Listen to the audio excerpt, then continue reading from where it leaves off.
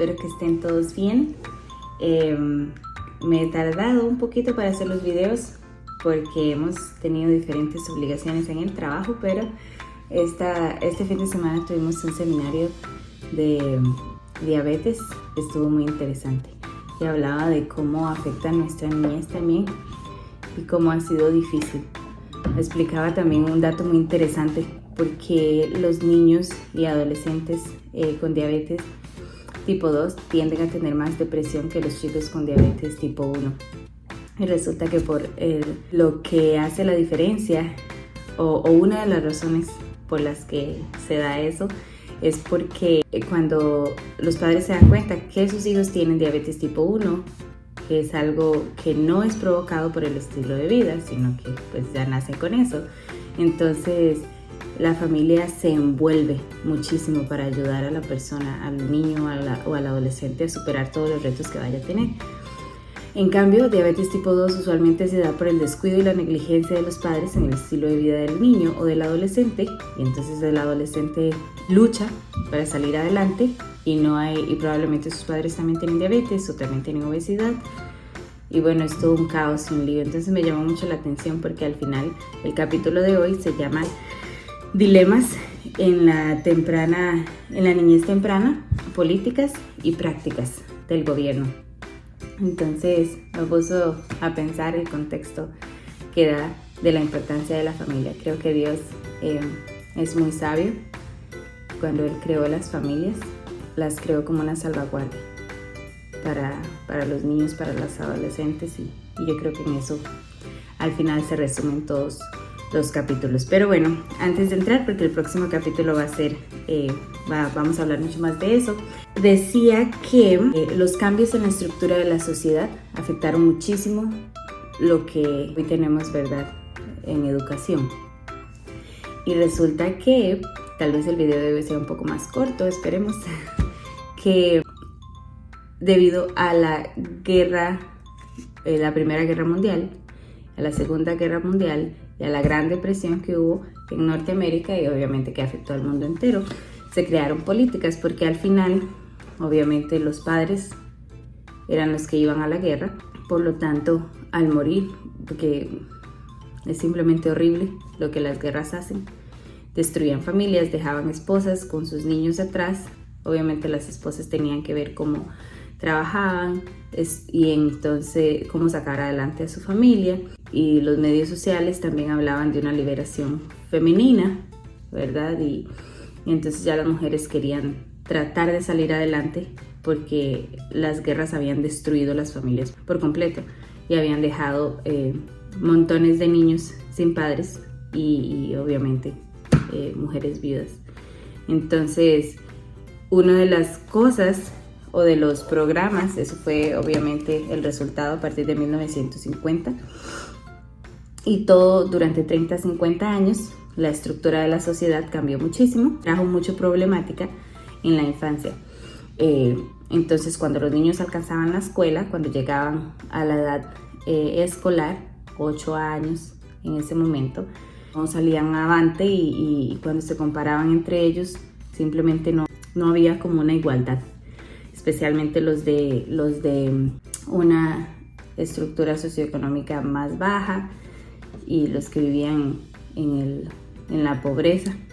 Entonces el gobierno intentó hacer algo para ayudar a esos niños a salir adelante. Además que hubo un boom en la era del desarrollo personal, entonces empezaron a hacer estudios con niños superdotados y entonces en la sociedad se empezó a buscar esos niños especiales en todos los niños, y entonces pensaron que al estudiar se crearon la fundación de la Rockefeller empezó a donar para estudios en los niños. Se dieron cuenta de que los adultos que tenía la sociedad, debido al fruto, ¿verdad?, que habían dejado las guerras, no estaban funcionando de la mejor manera, entonces decidieron que iban a estudiar el desarrollo cognitivo de los niños y el desarrollo social, y entonces como que querían poner a todos los niños en diferentes instituciones para ser estudiados. Cuando los niños alcanzaban la edad escolar, como no lo lograban, entonces se creó un proyecto en 1965 que fue lo que Norteamérica conoce como Head Start, que en realidad traducido es El Inicio. Era un programa para poner a los niños que antes de que llegaran a la escuela, a los 8 años, tuvieran un estímulo más grande para que no les costara. Niños que para ellos, obviamente a los 8 años, después de vivir en el campo, de crecer, de jugar, de estar con los hermanos, entonces eran chicos que no sabían compartir, que no sabían permanecer sentados por más de... hay un documental en donde hablan de eso, y entonces la maestra decía, es que son niños que no logran poner atención más de 15 segundos, no logran estar sentados en un mismo lugar quietos más de 30 segundos. Entonces les daba mucha problemática y entonces decidieron hacer este programa que se llama Head Start o El Inicio, para como un preescolar, pero extendiéndose para las poblaciones pobres y los niños como con mayor desventaja. Entonces se crearon políticas en donde los niños tenían que entrar a la escuela o al preescolar desde los 4 años. Ya el preescolar existía, pero no era tan famoso ni obligatorio. Pero a partir de 1965 se hizo obligatorio. Entonces, después de algunos años se dieron cuenta que después de 1 año, 2 años, que las áreas cognitivas o el desarrollo de los niños no duraba mucho. Duraba tal vez 6 meses o por mientras estaban en la escuela, quedaban familiarizados con todo lo que se les daba en el kinder, que para colorear, mejorar la concentración, pero no duraba. Entonces igual alcanzaban los niveles escolares sin ningún progreso. Entonces se creó otra política y otro programa que se llamaba Follow Through. Voy a traducirlo como programa Seguir Adelante. Entonces no solo era en el verano, sino que en 1967 se creó este programa para forzar a las familias a que los niños mejoraran para que llegaran a la edad escolar totalmente listos, y entonces ya a partir de los 8 años tenían que saber leer y escribir y entonces así obviamente para ellos iban a crear, además de eso, programas para una alimentación saludable y nutritiva para todos, entonces para que hubiera igualdad. Además se enfocaba en las grandes ciudades como focos de pobreza para ayudarles y en las montañas donde no llegaban. Para ellos lo describían como niños que nunca iban a conocer una crayola, un lápiz de color, entonces eso los afectó o ellos querían que los niños no se vieran afectados. El índice de divorcio en Norteamérica estalló y el movimiento feminista también. Y entonces cada quien buscaba cómo ayudar a esas familias, pero obviamente el problema era que no atacaban la causa, sino el fruto. Y entonces eso trajo mucha consecuencia. Las mujeres estaban peleando con mucha más fuerza, que querían salir de la casa, ya no aguantaban el estado de pobreza tampoco. No había empleo, una crisis mundial en donde estaba afectando a los adultos. El gobierno intentaba controlar a los niños para que los adultos del mañana fueran mejores. Entonces eso fue lo que desarrolló las leyes y políticas que establecían el preescolar desde los 4 años. Y bueno, hablaba de 3 familias que me llaman mucho la atención, en donde decidieron que, bueno, el gobierno se dio cuenta de que los programas que estaban creando no daban mucho fruto. El nivel cognitivo de los niños seguía igual y la problemática seguía igual. Sin embargo, a nivel nutricional los niños podían comer mejor, y entonces eso les animó a seguir con el programa. Sin embargo, no por la importancia del programa, sino para darle a los niños más que todo de comer y algún escape del hogar, ¿no? Entonces eso fue las políticas que se crearon a nivel de Norteamérica, y obviamente los estudios que se desarrollaron en los niños, y no había ninguna diferencia.